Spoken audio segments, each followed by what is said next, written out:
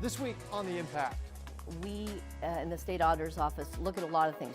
From big program inefficiencies to small town fraud and transparency in deadly force investigations. Do you feel like you're walking a tightrope? No, not a bit. We go in depth with Washington State Auditor Pat McCarthy. Your agency is looking into civil asset forfeiture. If they seize it and they don't find that there's criminal activity, how does that person or those people get their property back? Plus, an update on the initiatives as the session draws to a close. The Impact starts now.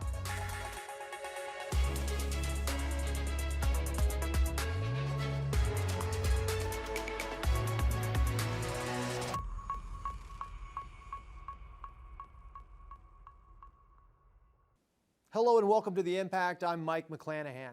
The Washington State Auditor's job involves being a watchdog for tax dollars and investigating how government entities use public resources. The Auditor's Office reviews the accounting for state agencies, counties, cities, special purpose districts, and commissions alike. It also conducts performance assessments to look for inefficiencies and evaluate the effectiveness of government programs. The auditor also does cybersecurity checkups to highlight potential weak points in government entities of all sizes. A 2021 bill created a new role for the agency, reviewing the investigations that follow police use of deadly force incidents. It's reportedly the first state auditor's office in the nation to have that authority. Joining me now is Washington State Auditor Pat McCarthy. Thank you for being here. Let's get right into it. Your office has been conducting use of deadly force investigation audits for a little over a year now.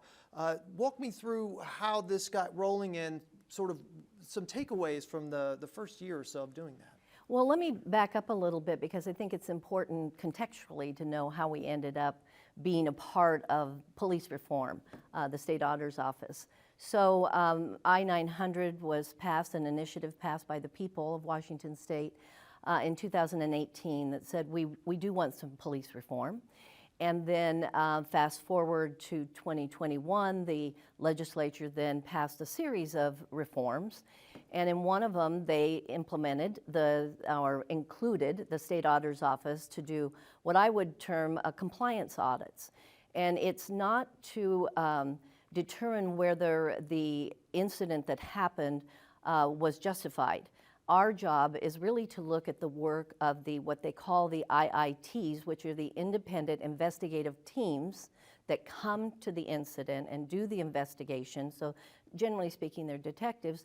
They come to the scene and they investigate the incident.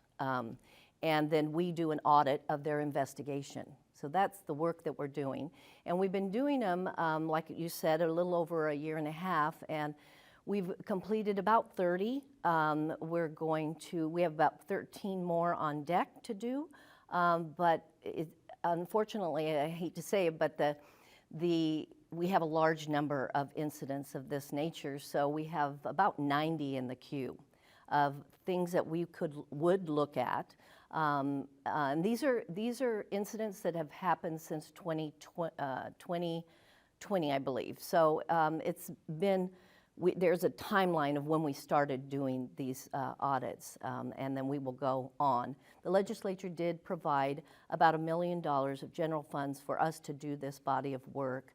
And we met initially with about 30 stakeholder groups, both people on the law enforcement side, associations and different law enforcement agencies, and then we also met with folks who may be activists or people that are interested, families of victims, to let them know what is the work that we're going to do. And really, this is all about transparency because that's what the auditor's office does. It's all about accountability and transparency. And in this very important topic of when an incident like this happens, where there has been use of deadly force, the public wants to make sure that it's been done correctly. And we work hand in glove with the, it's called the citizen, I'm going to get the acronym wrong because it's the CJTC. It's the State Criminal Justice Training Commission. And I think it's that is the group that actually makes the policies and the procedures and really comes up with the strategies on how they do these investigations. And so then you go back and compare, did this investigation follow these steps outlined by these, Right. this authority? Well, just for clarification, what triggers an audit? Which of these cases, the police use of deadly force investigation, will the state auditor's office review? And does it require death also? It doesn't require death, but we will do it. It's outlined in the law of what constitutes the use of deadly force, and so if it meets that criteria, then we will go ahead and do an audit. But I will say this, that once that investigation is done, then it goes to the prosecutor's office to determine whether there needs to be a crime associated with that use of deadly force. If that's the case, then the whole process has to be adjudicated before we can do our audit. And so we'll do our audit after everything is said and done. Now, if the prosecutor determines that there is no criminal intent, then we can do the audit at that time. And we're really looking at 4 areas that I think is outlined with the Criminal Justice Training Commission. And that is, we're looking at whether it was independent, whether it was credible, whether it was communicated properly, and whether it was transparent to all parties involved. So there are criteria and principles that we follow in doing these audits. And they're, John Q. Public can go in and look at those reports. Like I said, we have about 30 of them that we've completed. And it gives a really blow by blow of what happened with the incident, what our conclusions were in that, what our recommendations would be, whether it's to the IIT, so that independent investigation team, to an actual police agency or a sheriff's department, and really the CJTC as well. So, in terms of this, looking at grading the process, auditing the process, are there any takeaways as far as, maybe without being too specific, just some things to avoid or things that, have come up in themes, basically, themes from these audits that kind of translate into, this is what we want to strive for, this is what we want to avoid? Well, I think the Criminal Justice Training Commission really sets the criteria for how these investigations are done. And really, they would be a great one to interview as well, because I think they can really talk about what criteria they have for how these investigations are done. All of this has to be transparent to the public. I think that's the biggest and the most important piece of this. Part of it is you have a community group that would also give advice during the investigation process. How has that been done? Has it been transparent? What are the procedures and the processes for doing that? As auditors, we're I-dotters and T-crossers, so we're looking at those policies and seeing whether those investigation teams are doing what the policies say they need to be doing to do a good investigation. We're looking at best practices. What are the best practices in doing these kinds of investigations? Because we're not alone in this state of having incidents like this. It's, of course, endemic in this country. In terms of just contentious issues that, the police use of deadly force is as contentious as they come. When your office was presented with this new role, this new task, do you feel like you're walking a tightrope? No, not a bit. And I think probably law enforcement, it's fair to say, was a little concerned when we became a part of the process, if you will. But I think the way our investigators have worked in this process and carrying out these investigations has been helpful for them to know what are things they could have done better.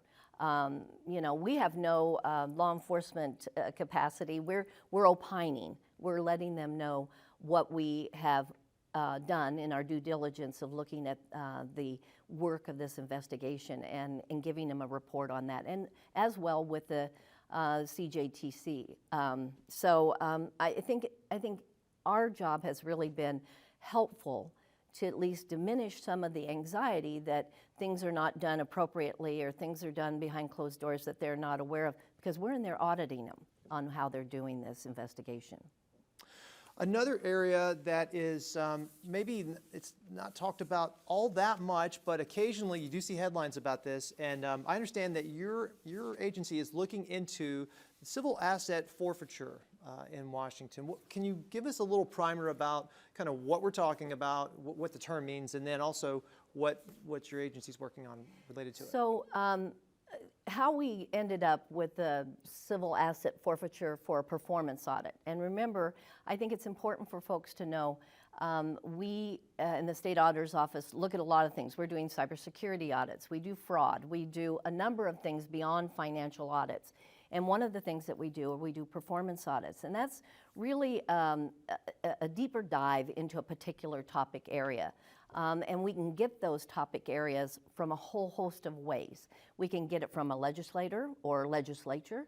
We can get it from citizens. We can get it from reading the paper and saying this is a big issue for the citizens of Washington State to look at this issue. And if you go to our website, you'll see a whole host. We've run the gamut of the things that we look at. And civil asset forfeiture really came out of the fact that in the state of Minnesota, they had an audit that was done of civil asset forfeiture, and they really looked at a couple of things. They looked at the process, the procedure. So law enforcement has the ability to, and that could be a sheriff department, police department, it could be a special task force. They can look at or confiscate, if you will, property if they believe there's criminal activity.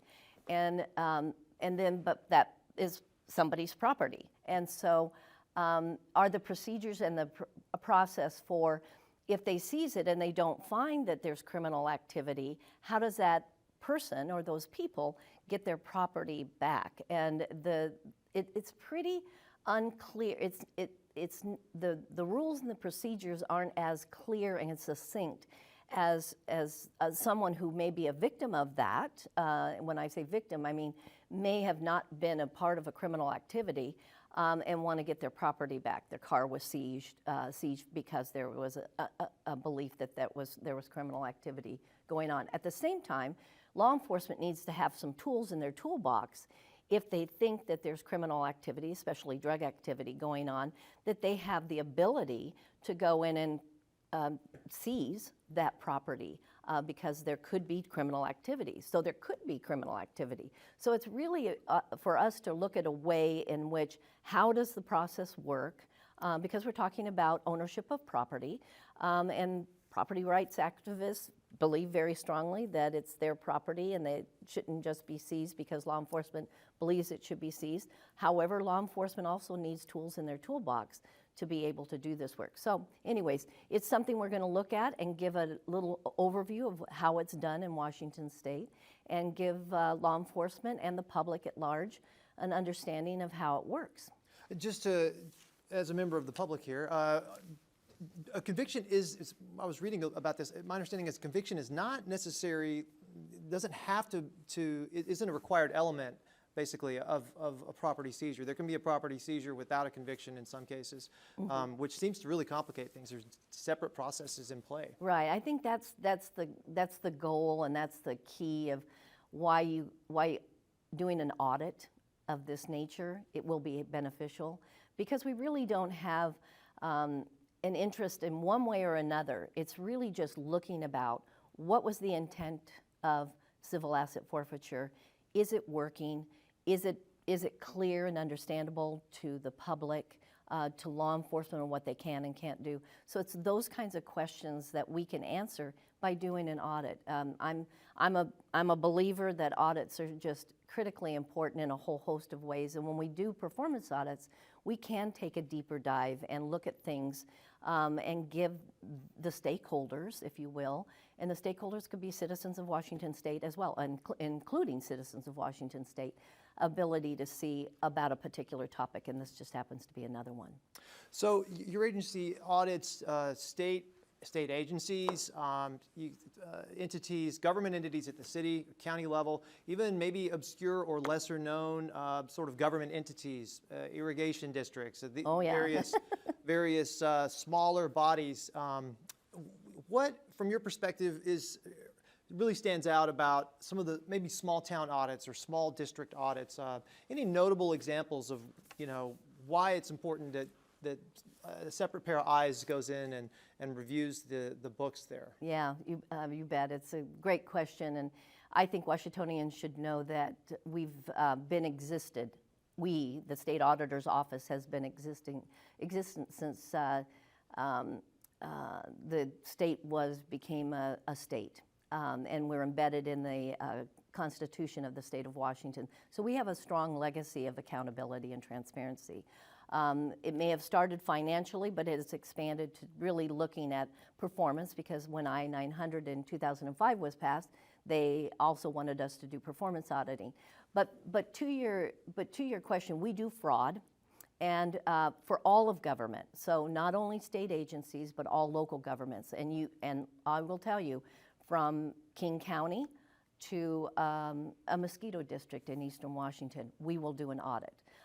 Any entity, any government entity that gets state, local, or federal money, your money, we will do an audit. And some are on a rotation, so they might be on a 2-year or 3-year rotation. Some we do a smaller desk audit because they're very small entities. But to your question, we do fraud. And one of the things that we have noticed is that we have a lot of smaller governments that are having fraud issues.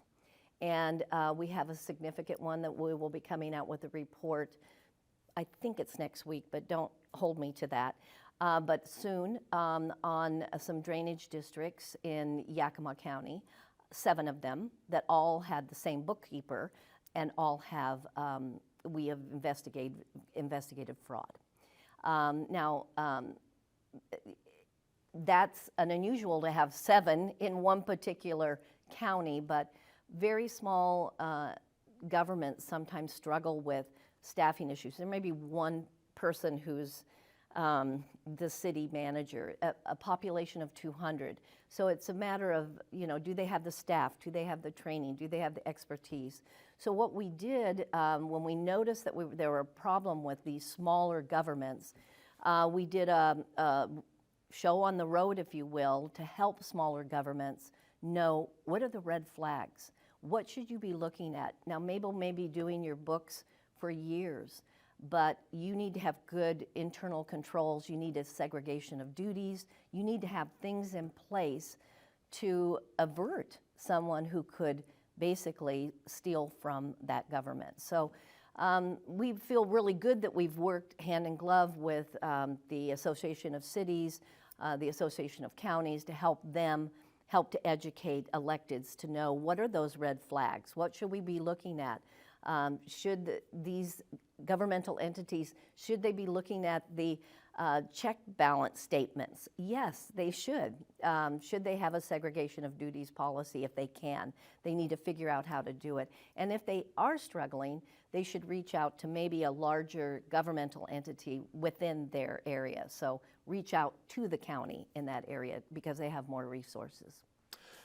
Another area, and you touched on this briefly earlier, but cybersecurity, protecting, safeguarding, maybe personal information in public databases, or just sensitive information, or even just the systems themselves that can be vulnerable. We've seen ransomware attacks, there have been data breaches, there are all sorts of things that have impacted counties, cities, transit agencies. Special purpose districts, you bet. And so, and in fact, our public hospitals love the work that we're doing in cybersecurity in particular because they have been victims of ransomware attacks.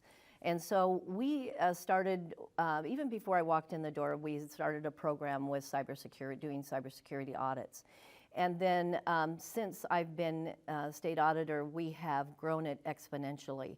And mostly because we're all dependent on technology. Technology is something we use every day. I don't know how small, it doesn't matter how small you are, we're using technology. And so people need to safeguard and have some understanding of how do you safeguard your agency, your government. And so this is bang up business for us. So we do full-on huge cybersecurity audits. We don't enforce them. We give the option for people in government to say, hey, we'd like you to come in and do a cybersecurity audit, and then we come up with a game plan of what they want us to look at. Because we had so much interest in this, and we had a backlog of governments that wanted us to come in and do these cybersecurity audits, we're doing what we call cybersecurity checkups. So it gives them at least a roadmap to be looking, so like a checklist. Here's what you need to look at to be able to protect your government and your citizens that you're representing. And so it's been a tremendous thing that we've been doing, and we're a role model across the country. In fact, even with the UDFI and some of this other work that we're doing, my colleagues across the nation look to Washington State as a lighthouse for doing some of these different kinds of audits. We did a culture audit of fish and wildlife a few years back. So we're really, we want to be forward-leaning, and we want to be able to make sure that we can bring that noble work of the State Auditor's Office to the public and the citizens of Washington. Just sort of staying with the theme here, what resources do you bring to bear for the cybersecurity audits? I mean, do you have team members with these tech backgrounds? What sorts of resources? All of the above, we do. We have, to do the cybersecurity audits, we have cybersecurity experts. We actually, we're blessed with being so close to JBLM, because we've actually received some of those great people within our organization who have that great training from being in the military and doing cybersecurity work. So yeah, we have a whole host, a variety of folks that have different backgrounds, master's degrees, and all sorts of different things. So we're not just having financial experts, which we do have many of those. We have about 460 people now in the State Auditor's Office, and we're located in, we have about 15 offices across the state, and so we have a lot of expertise out there. All of our folks that do the fraud work all receive fraud training as well, investigation training. So we have a lot of expertise, a lot of different things that we're doing, and our cybersecurity work just amplifies that. Well, we've got just a little bit under a minute left, actually. Anything I didn't ask you want to bring up, or just closing thoughts about any of the stuff we discussed? I think it's important for the public to know, and I do Rotaries and Kiwanis and different service clubs, but the government is audited a lot, and in Washington State. I'm going to preface it by that. If you've met one auditor in the country, you've met one auditor, because not every state does what we do in Washington State. Ohio is probably the closest state to us in the breadth of work that we do. And the government is audited, and I believe we do more good in government than we don't. And who can help them tell that story is the State Auditor's Office. Well, we'll have to leave it there. Again, thank you very much, Washington State Auditor Pat McCarthy. We appreciate your time. Thank you very much.